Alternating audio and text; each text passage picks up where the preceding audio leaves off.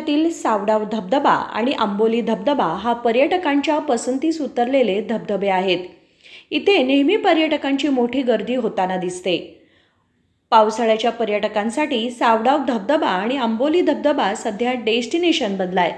पण आता या दोन्ही धबधब्यांप्रमाणेच निसर्गाचा सुंदर आविष्कार असलेला आंबोलीपासून जवळच असलेल्या कुभवडे गावातील बाबा धबधबा पुढे आलाय।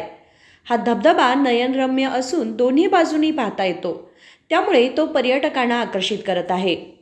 तर विशेष म्हणजे दिवंगत माजी विधानसभा अध्यक्ष बाबासाहेब कुपेकर यांच्या खासगी मालकीच्या जागेत हा धबधबा असून तो पर्यटकांना खुला आहे।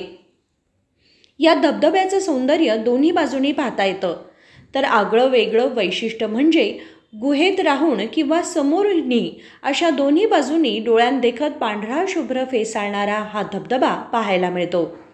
महादेव पवार, KMM मराठी, बेळगाव।